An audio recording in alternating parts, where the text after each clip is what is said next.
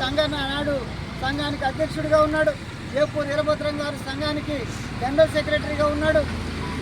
SCN లాంటి వాళ్ళు గౌరవ సలహాదారులుగా ఉండి సంఘాన్ని నడిపించినటువంటి వాళ్ళందరూ ఒక్కటిగా ఉన్నారు.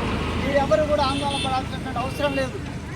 పొగలో పుట్టి మగలో పోయేటటువంటి వాళ్ళు పార్టీ ప్రతిష్టని, యూనియన్ ప్రతిష్టని ఉపయోగించుకొని బతుకుదేరు రాజకీయాలు చేస్తున్నటువంటి వాళ్ళని దగ్గరికి రానివద్దు. ఆందోళన పడాల్సినటువంటి అవసరం లేదు. పూర్తిగా నాయకత్వం అంతా కూడా మన వైపు ఉంది. ఆల్ ఇండియా IFT అంతా కూడా ఒక వైపు ఉంది.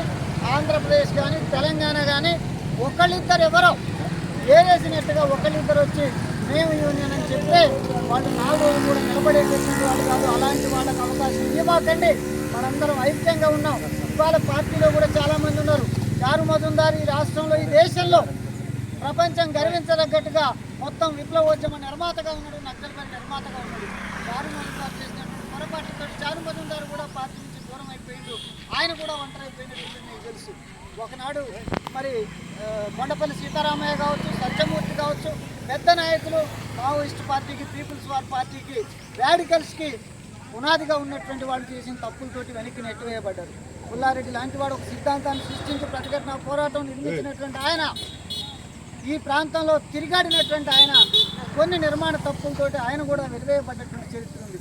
ఈనాడు చంద్రన్న లాంటి వాళ్ళు 10 ఏళ్లుగా మరి అదే చంద్రపుల్లారెడ్డి రాజకీయాలను ముందుకు తీసుకెళ్తామని చెప్పి మనకు ఆల్ ఇండియా ప్రధాన కార్యదర్శిగా ఉన్న ఆయన చేయకూడని 100 తప్పులు 101 తప్పులు చేసిన తర్వాత ఇవాళ ఆంధ్రప్రదేశ్లో ఉన్నటువంటి ప్రజలందరూ కూడా ఆయన బహిష్కరించారు.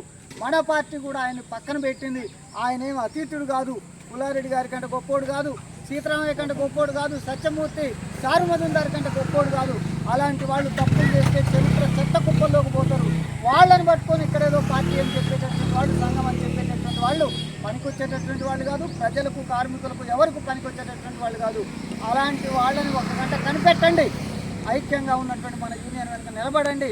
రాజీ లేకుండా కొట్లాడేది ఈ దేశంలో, ఈ రాష్ట్రంలో, ఈ ప్రాంతంలో ప్రజా విముక్తికి కట్టుబడి మనసా వాచ కట్టుబడి పనిచేస్తున్నటువంటి డెమోక్రసీ కానీ, IFT కానీ, తెలంగాణ